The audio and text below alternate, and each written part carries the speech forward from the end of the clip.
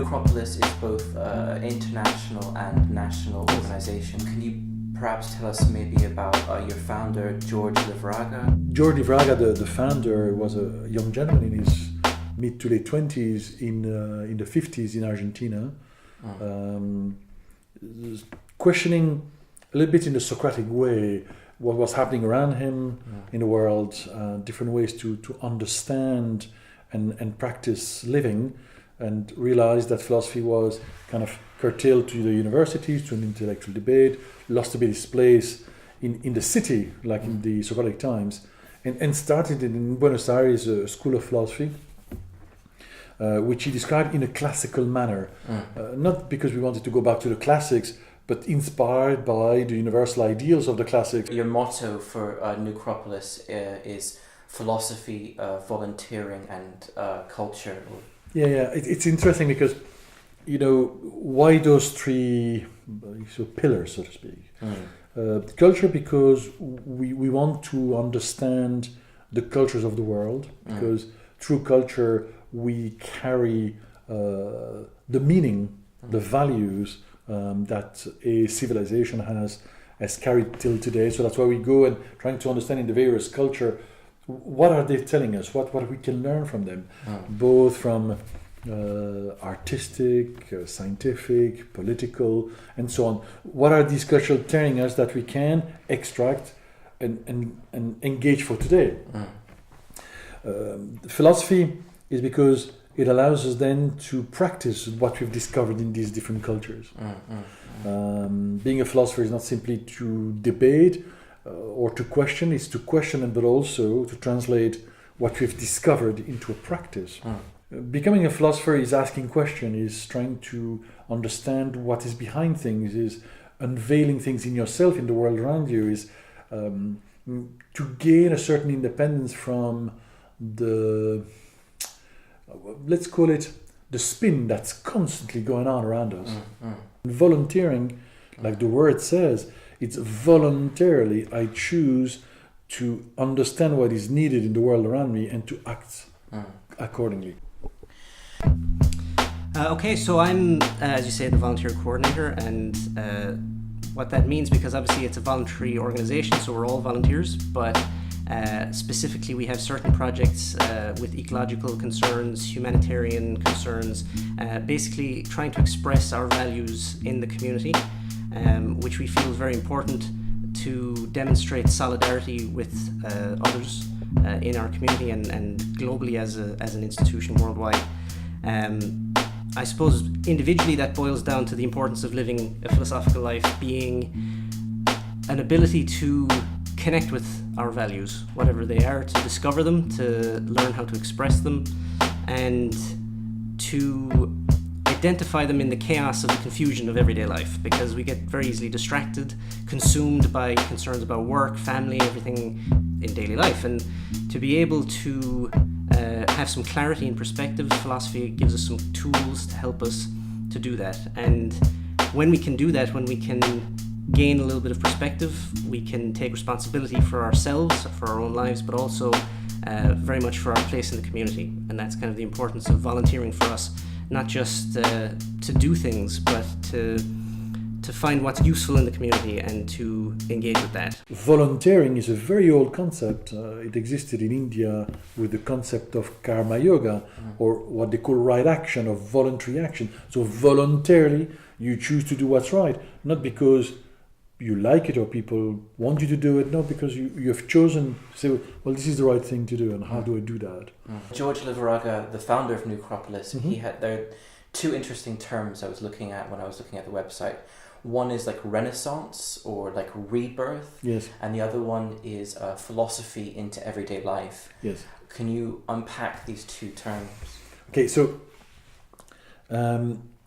why do we talk about philosophy in everyday life?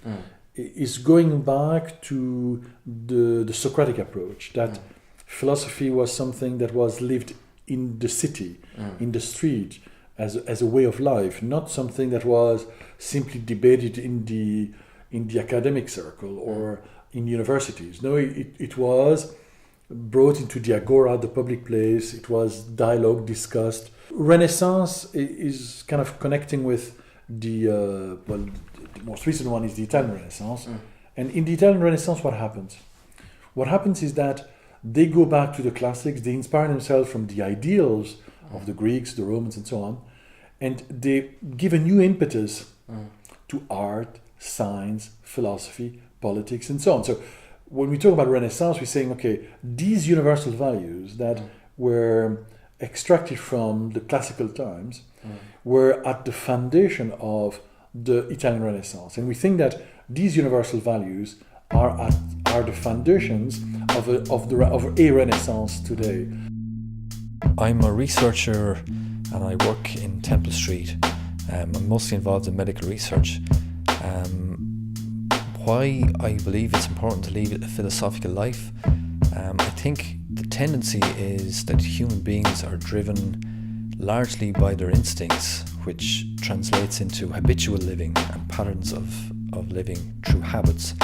And without an understanding of this and how to overcome our instincts, nothing changes and we become very rigid and very static when we cease to evolve. And a lot of our problems come from this. So the solution is to use our will and elevate ourselves and reconnect with the best of us, and then we can lead ourselves and we can consciously evolve and bring about a better way of living, one which we want or one we can choose to have, rather than going around in circles again and again and again. And to continue answering your question about what do they expect, the main activity we have as a school of philosophy in the classical tradition is an introduction to philosophy. We call it a comparative study of Eastern and Western philosophy. We have a host of other activities, from public events, public talks, public dialogues, philosophical cafes, to engage people in discovering different cultures, different branches of knowledge, different individuals. So we've participated for many years to the canal cleanup here in Rathmines. We do homeless outreach. The projects tend to emerge based on, the capacity of the students that come to the center, because, they come with ideas, and we from those ideas we try to kind of put them together and develop them and so on. For me, philosophy is something that I think has always been important to me, even before I even knew about philosophy. It's always been important to me to understand life a little more, to make sense of my life and the world around me. And I find philosophy has given me some keys that have helped me to gain a little more understanding somewhat in the course of my life. But what has been really relevant for me is that I have discovered that gaining an understanding is not enough, and that I need to put in practice what I understand. And it has therefore helped me to get to know myself a little bit more in a practical sense, in a real sense, and to contribute and to be able to share that with the people around me. And where do the revenues come in order to myself. keep the organisation flowing? So that's kind of in a nutshell. As a charity, we have people contributing. So the students that come to class regularly, they pay a contribution to sustain the charity. And then we also do a number of activities to raise funds. One of which is, for instance, we sublet our classrooms during the day for organizations, so that revenue helps us to sustain our contribution, to sustain our overhead. And so we were lucky because it was at the bottom of the financial crisis when we bought it. So we bought an empty shelf of our warehouse. And what we did was emptying it and rebuilding inside to what we needed, with classrooms, reception, cafeteria, conference room, offices, and so on. And the students of the school, we came together as a team, and we developed the whole project. And it took us, we're now 5 years in this building. It took us a good year to just enter into the building. It was still basic. And still now we're continuing to improve. So it was actually kind of an advantage in a way. Yes. It seems like the housing crisis came, and then Yes. like so for Indeed. you, it worked for you Yes, to, yes. to do that. My name is Giulia. I come from Italy. I live in Dublin. I've been living here for 2 years, more or less now. And I come to New Acropolis, which is a school of philosophy, in the classic tradition. And why do I come here? Is also why it's important for me to live a philosophical life. I think philosophical life for me means commitment. Of course, to an ideal, but it's not just that. I mean, to be committed to an ideal for me means to give a structure, to have a methodology for living. So it's just a way to put a little bit of order into a chaotic life.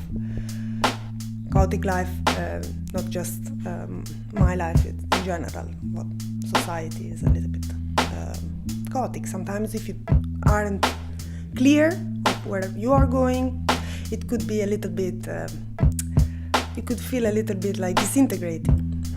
So for me, it's important to live a philosophical life to get this feeling of a center, regaining a center. So having to put order to thoughts and actions.